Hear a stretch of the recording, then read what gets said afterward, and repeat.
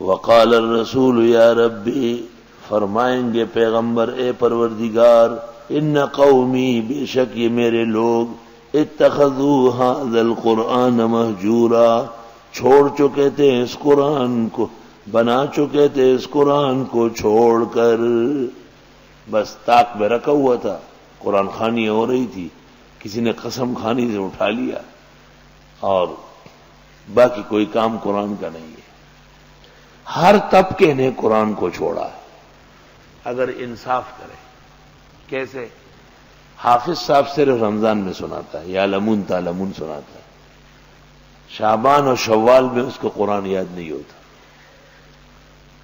عالم دین نے چھوڑا ہے، کیسے؟ اس کو یہ پتہ نہیں کہ اس مسئلے کا حل قرآن کی کس آیت میں ہے۔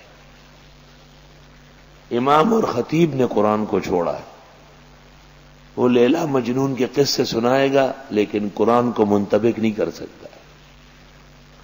وہ موسیٰ علیہ السلام اور فرعون کا قصہ کر سکتا ہے، یہ نہیں بتا سکتا ہے کہ حضرت موسیٰ کی زندگی کا مقصد کیا تھا اور اس مقصد پر آج کون قائم ہے، اور فرعون کیا کرنا چاہتا تھا اور آج فرعون کی ادا کس میں موجود، یہ نہیں کر سکتا۔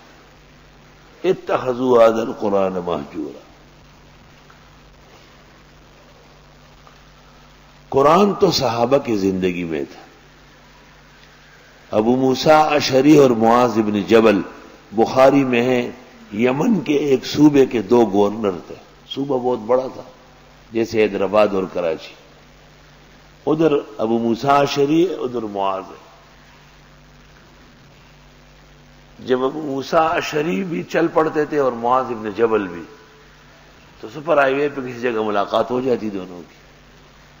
کام سے فارغ ہو کہ معاذ ادھر سے روانہ ہو گئے، ابو موسیٰ ادھر سے روانہ ہو گئے، تاکہ راستہ کٹ جائے۔ درمیان میں ملاقات ہوئی، جب ملاقات ہوئی تو ابو موسیٰ اشعری نے معاذ سے پوچھا، معاذ بن جبل نے ابو موسیٰ سے پوچھا کہ قرآن شریف کس طرح پڑھتے ہو؟ اس نے کہا پڑھتا ہوں، جب نیند آ جاتی ہے سو جاتا ہوں، پھر اٹھ کے پھر پڑھنا شروع کر دیتا ہوں، پھر پڑھتا ہوں نیند، پھر سو جاتا ہوں، پھر نیند آتی ہے۔ اس نے کہا اچھا۔ تو انہوں نے کہا حضرت معاذ بن جبل نے کہ میں تو نماز میں پڑھتا ہوں، جب طبیعت میں بشاشت ہو تو طویل قرات کرتا ہوں، اور جب طبیعت مرجھا جاتی ہے تو پھر تھوڑا تھوڑا پڑھتا ہوں۔ مطلب یہ ہے کہ مجلس کی چیز اور معاشرے کا جو سلیبس ہے وہ قرآن شریف ہے۔ رسول اللہ صلی اللہ علیہ وسلم نے ایک شخص کو صرف اس لیے سپہ سالار بنایا کہ قرآن شریف زیادہ یاد تھا اس کو۔ ایک شخص کا نکاح پڑا، اس کے پاس پیسے نہیں تھے مہر کے، تو فرمایا کچھ صورت یاد ہے؟ اس نے کہا حفظت کئیتا وکئیتا عدد سورا من القرآن، کئی بڑی صورتوں کو یہ سب یاد ہے۔ تو آپ نے فرمایا اس عورت کا نکاح ان صورتوں کے بدلے میں آپ سے کر رہا ہوں۔ جس کو صورتیں زیادہ یاد تھی اس کا جنازہ پہلے پڑا، جس کو صورتیں زیادہ یاد تھی اس کو قبر میں پہلے رکھا۔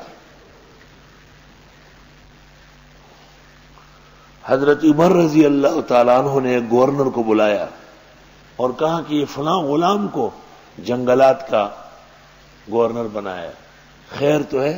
بہت غصے میں تھے عمر، لال سرخ ہو رہے تھے۔ گورنر نے کہا احفظ للقرآن، قرآن کا بڑا ماہر ہے۔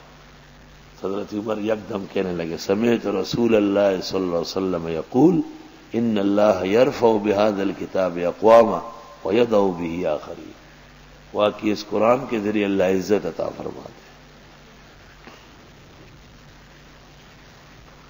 حضرت عمر جب صحابہ میں بیٹھ جاتے تھے تو قرآن کی صورت پوچھتے تھے کہ فلاں صورت میں کیا خاص مضمون بیان ہوا ہے۔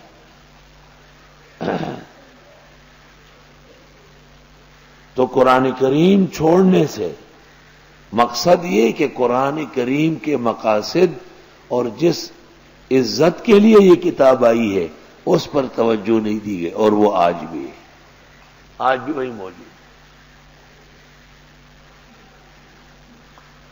ہمارے مدرسوں میں ترجمہ پڑھایا جاتا ہے، پتہ کیا جائے کہ ترجمہ پڑھانے والے نے ترجمہ پڑھا ہے، اس کو خود پتہ ہے۔ ترجمہ تو کسی بڑے عالم کو دینا تھا جس کے پورے دین پر نظر ہو، وہ معارف القرآن گود میں رکھ کے اس کو دیکھ دیکھ کے پڑھاتا۔ سچ بات یہ ہے کہ معارف القرآن بھی نہیں سمجھتا جب تک تفاسیر کا ماہر نہ ہو، کیونکہ وہ نچوڑ ہے معتمد تفاسیر کا۔ اور بہت سارے مدرسے ایسے ہیں کہ وہاں پر مرقات عیساغوجی، تہذیب بدیع المیزان، اس کا دورہ ہے، اور پاٹر بک پہ لکھا ہے خیرکم من تعلم القرآن وعلمہ، یعنی اس مظلوم قرآن پر چندہ ہو رہا ہے اور وہ عیساغوجی اور مرقات پہ خرچ ہو رہا ہے۔ شرح جامی کا دورہ ہو رہا ہے، فصول اکبری کے دورے ہو رہے ہیں۔ کیا مطلب ہے ان دو؟ اس سے کیا بنتا ہے؟ دور تو تفسیر کا ہو جس کو دور کہتے ہیں، اور اپنے اندر جس پیدا کرے، سورت بقرہ کا دور کرائے اور اس میں صیغے نکالے اور اس میں شافیہ اور کافیہ سب کو تابع کر لے، اس لیے کہ ان کو یہ آتا نہیں ہے۔ صحیح بات یہ کہ قرآن نہیں آتا۔ اتخذوا هذا القرآن مہجورا، بنائے انہوں نے قرآن کو چھوڑ کر، اقبال نے بھی کہا ہے خوار از مہجوری قرآن شدی، ذلیل اس لیے ہو کہ تم نے قرآن کو چھوڑا ہے۔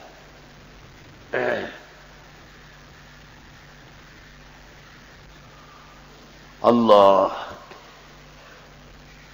ایک عالم یہاں آئے، کہنے لیں کیا مطلب ہے دور تفسیر کا؟ ہم سب تفسیر جانتے ہیں، ماہر ہے، بڑا زبردست جلالین شریف پڑھائی ہے اور بیضاوی شریف 4 رکوع پڑھا ہے۔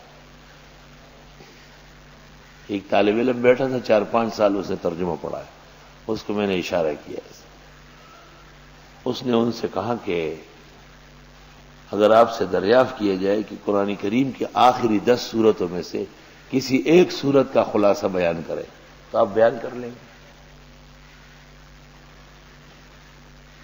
تو چپ ہو گئے،